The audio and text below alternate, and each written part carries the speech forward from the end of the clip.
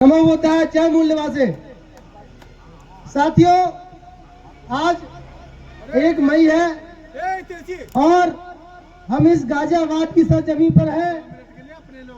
इस गाजियाबाद जिले को बनाने में पूर्व सांसद आदरणीय बीपी मौर्य जी तो इसी गाजियाबाद से थे। आज उनका भी जन्मदिन है।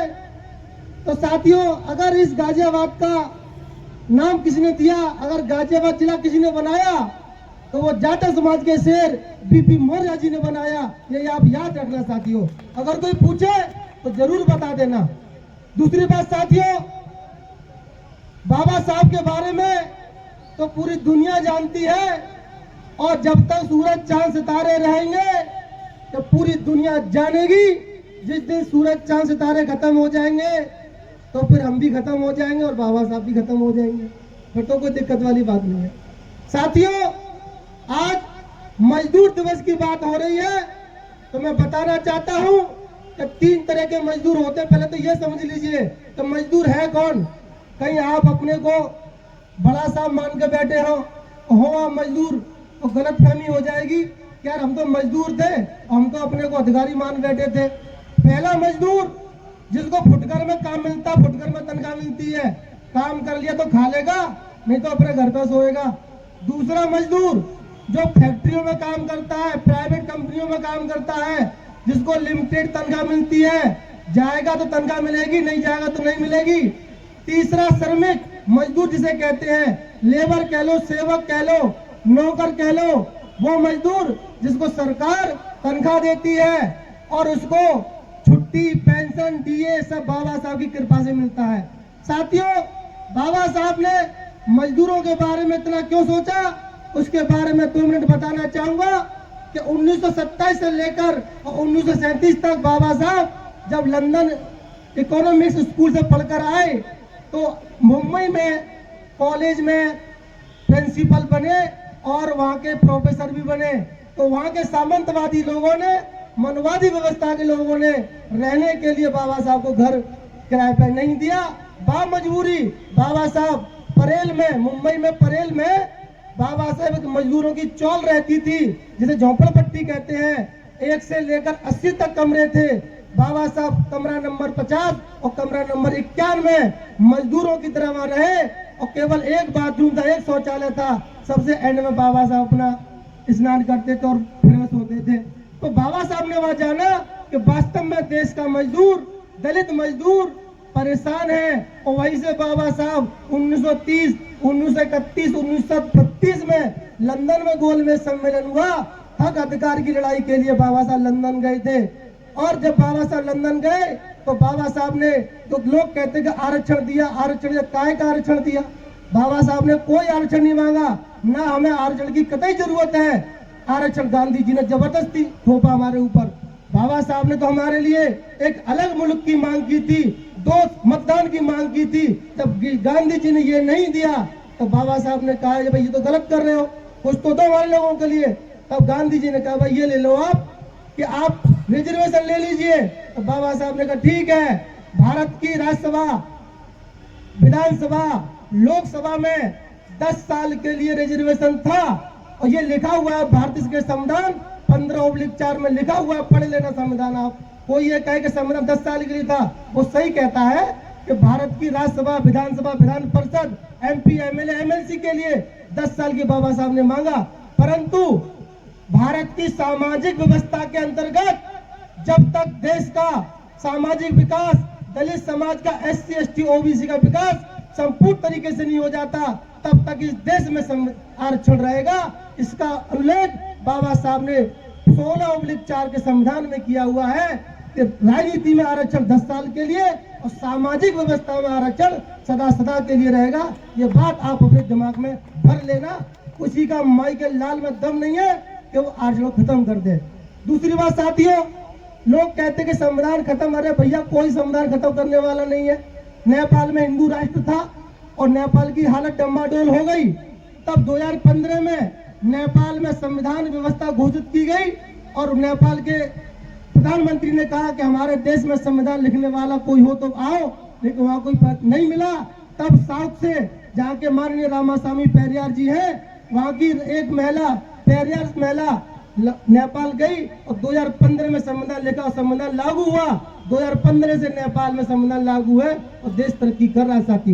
साथियों, बाबा साहब ने महिला मजदूरों के लिए श्रम मंत्रालय खुलवाए, रोजगार दफ्तर खुलवाए। आज अगर आपके जो मजदूर काम करते हैं, फुटकर बेलदारी करते हैं, वो अपना एक लेबर कार्ड बनवा लो। अगर कहीं मर जाते हो, गिरकर चलते हुए आते हुए कोई बिल्डिंग गिर गई, दीवार गिर गई, तो सरकार की तरफ से आपको 5 लाख से अधिक रुपया मिलता है। लेबर कार्ड आपका लोहिया नगर में एक लेबर मंत्रालय है, लेबर दफ्तर है। जितने भी लोग मजदूरी करते हैं वहां जाकर अपना कार्ड बनवा लीजिए और वो कार्ड अपने पास रखिए। साथियों, सरकारों ने समय समय पर मजदूरों के लिए योजना चलाई है, लेकिन भाई जब आप जानोगे नहीं तो सरकार तो आपके घर आएगी नहीं कि लो भाई ये कार्ड ले लो। आप ऐसे काम करो जिससे आपके देश के मजदूरों का लाभ हो। आप अंग्रेजी कपड़े पहनते हो, जींस पहनते हो, जींस तो विदेशों से आ रही है। अरे भाई खादी कपड़े पहनो, कॉटन किसान उगाता है, खादी कपड़े आपके सामने मिलते हैं। मिट्टी के बर्तन खरीदो, आप चक्की का पिसा हुआ आटा खाओ, आप बना हुआ पैकेट बना हुआ लिफाफा लेकर आ रहे हो। तो साथियों, आप मजदूर ये कोई गरीब नहीं है, मजदूर मजबूर है, लेकिन वो धरती को फाड़ कर सोना उगाता है, किसान है। और इस देश के हर व्यक्ति वो मजदूर है जो अपना काम स्वयं करता है।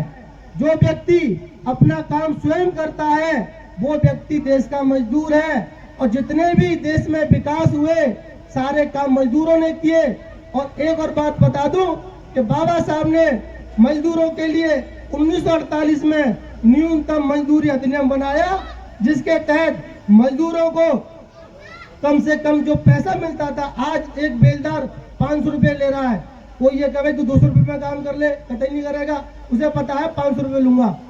ठीक है, जो मिस्त्री है वो 700 रुपए ले रहा है। अरे भाई आप 30 दिन में काम करोगे, 21,000 रुपए आते हैं, 5,000 में घर चला लो, बाकी 10,000 सेविंग कर दो। 1 किलो घी लिया 800 रुपए का आ रहा है। लेकिन आप पौवा पियोगे, देसी शराब के ठेके पर मजदूरी कोई लाइन लगी रहती है रात। हमें तो कोई वहां पर रईस और कोट पैंट टाई पहने नहीं दिखता। अरे भाई घर पे दूध लाओ, घी लाओ, बच्चों के लिए किताब कॉपी लेकर आओ। हर दम सरकार के लिए रोना मत रो, सरकार आपसे है, आप हो सरकार। आप टैक्स देते हो तब सरकार आपको रिटर्न में आपको पैसा देती है, आपको अनाज देती है, आपको सुविधा देती है। सरकार अपने घर से नहीं देती। अगर घर से देती तो जो सत्ता में नहीं है वो क्यों नहीं देते घर से आपको, वो भी अपने घर से दें आपको। तो साथियों, कहने का मतलब ये है कि बाबा साहब ने मजदूरों के लिए और महिलाओं के लिए महिला कल्याण कोष बनवाया, बाल कल्याण कोष बनवाया, महिलाओं के मातृत्व अवकाश का प्रावधान बाबा साहब ने किया। जो छुट्टी सरकारी लोगों को छुट्टी मिलती है, जो 6 महीने की प्रेगनेंसी लीव मिलती है, वो बाबा साहब की देन है। मजदूर की कोई जाति नहीं है, मजदूर किसी भी समाज का हो सकता है। आज कहीं भी चले जाओ, रिक्शा चलाने वाले, खेती करने वाले, पंपलेट पोस्टर बनाने वाले, माइक लगाने वाले, टेंट लगाने वाले, घास बेचने वाले, कपड़े बनाने वाले, कुछ भी सारे लोग मजदूर हैं और वो अपने हक की कमाई खा रहे हैं। और केवल उसका श्रेय बाबा साहब को है। भले ही वो जाने या न जाने से कोई फर्क नहीं पड़ता। लोग तो अपने बाप को ही भूल जाते हैं कि तूने क्या किया हमारे लिए। तो बाबा साहब ने तो बहुत कुछ किया। ऐसे नालायक लोग भी होते हैं जो अपने बाप से ये कह देते हैं कि तुमने हमारे लिए क्या किया है। तो बाबा साहब ने तो उनके लिए इतना किया है कि मर जाएगा तो भी 5-6 लाख रुपए घर वालों को देकर जाएगा। ये बाबा साहब की देन है। और बाबा साहब ने जितने भी बिजली विभाग थे, ये व्यवस्था की कि अच्छे इंजीनियरों को विदेश भेजा जाएगा। इसलिए भारत में आज अच्छे इंजीनियरों को विदेश भेजा जाता है। भाई बाबा साहब को पढ़ोगे नहीं तो कैसे पता लगेगा। आप मोबाइल में दिन भर टिकटॉक देखते रहते हो, यूट्यूब पे शॉर्ट वीडियो देखते रहते हो। अरे 1 घंटा आप पढ़िए बाबा साहब को, तो कतई चिंता ना करिए कि क्या बदल रहा है क्या नहीं बदल रहा। जब बदलेगा तब देख लेंगे क्या दिक्कत आ रही है ना। अभी कुछ नहीं बदल रहा, आप पहले खुद बदलिए। खूब सुबह दही छाछ पियो और दंड बैठक करो, जिम जाओ, जिम नहीं जाओ तो रोड ले लो, रोड पे जिम करो, घर पे जिम करो। सुबह शाम बाबा साहब के बारे में सुनो और प्रचार करिए, बाबा साहब के बारे में बताइए, पाखंड खत्म करिए। देवता कौन है, देवताओं की पूजा करो। मैं कह रहा हूँ देवता कौन, देने वाले कौन? किसान ने क्या दिया? अनाज, किसान देवता। टेलर ने क्या दिया? कपड़ा, सिलने वाला, टेलर देवता। मोची ने क्या दिया? जूता, मोची देवता। और फूल वाले ने क्या दिया? जो फूल बेच रहा है, माली देवता। नाई देवता, जो बाल बना रहा है। अरे भाई ये लोग नहीं होते तो तुम्हारे कौन बाल बनाता, कौन जूते बनाता, कौन कपड़े बनाता, नंगे घूमते सब लोग? बताइए। आज जितने भी देवता हैं, किसान देवता वो नहीं जो आप समझ रहे हो, जिसके 15-20 हाथ होते हैं, वो देवता नहीं है। देवता वो जिनको आपने दिया है ये कैमरा, ये मोबाइल, जिस वैज्ञानिक ने दिया वो वैज्ञानिक हमारे लिए देवता है। ये मोबाइल जिससे वीडियो बन रही है, जिन्होंने दिया वो हमारे लिए देवता है। ये पंखे, ये एसी, मैं कह रहा हूं अपने बीच से वैज्ञानिकों ने, समाज ने जो दिया है, आप सबको छोड़ दो। पता लगेगा आप जंगल में वहीं पहुंच गए जहाँ हड़प्पा सभ्यता में लोग जंगल में रहते थे, नंगे फल खाते थे, पेड़ खाते थे। समझे मेरी बात? तो साथियों, बाबा साहब ने इतना दिया है जितना संसार में कोई दे नहीं सकता। अगर कोई व्यक्ति ये कहे कि हमारे हक अधिकार की बात देवी देवता ने की है तो मैं उसको 1 लाख रुपए इनाम दूंगा। 4 वेद, 18 पुराण, 108 उपनिषद और गीता, रामायण, भागवत में मुझे कहीं दिखा दो कि अछूतों के लिए, दलितों के लिए अधिकार दिए। 1 लाख रुपए इसी समय 1 मई को अगले साल ले लेना, मुझे दिखा दो कि साहब ये लिख रहा हमारे लिए अधिकार। बाबा साहब के संविधान की वजह से आज महिला डीए में पंचायत कर सकती है।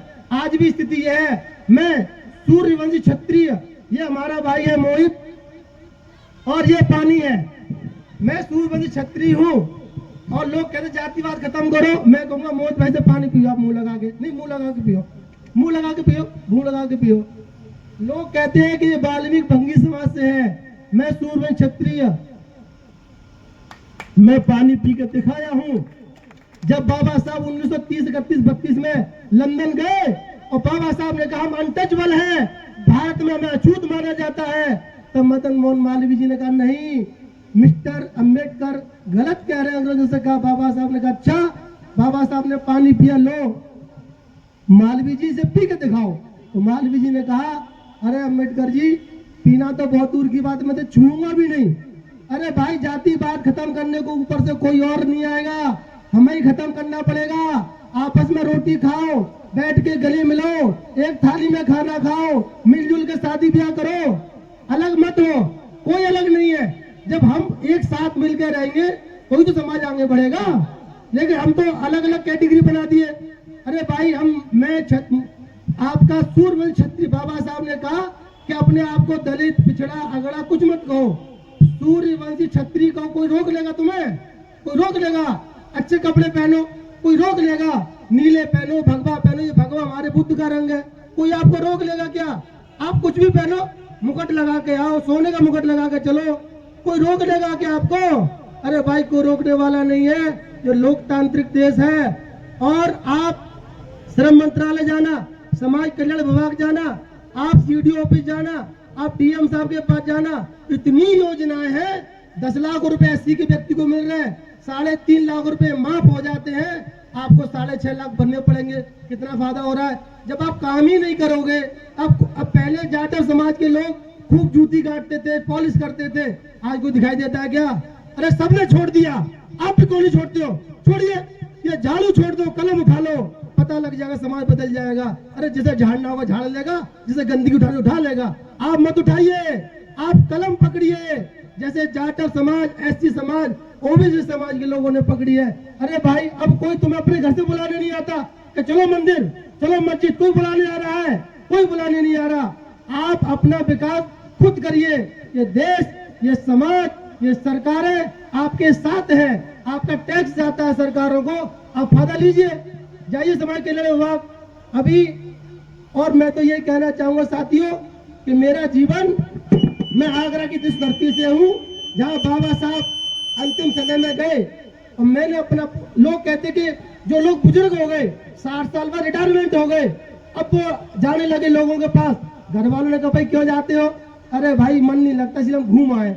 जवानी में कहा थे, एक जितने भी बुजुर्ग लोग हैं 60 साल से ऊपर के, जवानी का वीडियो दिखा दो, जवानी का। चलो जी, हमने जो आंदोलन किया जवानी में, दिखा दो। अरे जवानी में तुम अपने औलादे बढ़ाते रहे, किले मकान दुकान बनाते रहे, अब तुम्हारा घर में मन नहीं लगता तो तुम यहाँ आ जाते हो। अरे जो काम करे तो जवानी में तो आग लगा दो पानी में।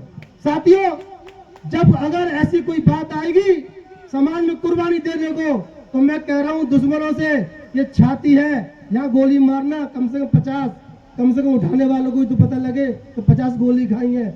जिस दिन आप अपने को मृत मान लोगे, समाज बदल जाएगा। बदलाव क्रांति मांगता है, बदलाव खून मांगता है, बदलाव इंकलाब मांगता है। अगर कमजोर बने रहे, पल्लू में छुपे रहे, तो साथियों बदलाव नहीं होगा। 15,000 साल का इतिहास है, राजा बलि के बाद से डाउनफॉल शुरू हुआ है। अगर क्रांति करना चाहते हो तो कुर्बानी देने को तैयार रहो। ऐसे नहीं कि फांसी पर लटक गए, पंखे से लटक गए, पहुआ पी के मर गए। अरे भैया, ये सब छोड़ दो, दारू छोड़ दो, फालतू के काम छोड़ दीजिए। आप शुद्ध रहिए, देश के विकास में सहायक बनिए और सरकारों का देखिए, आप अपने लिए सोचें।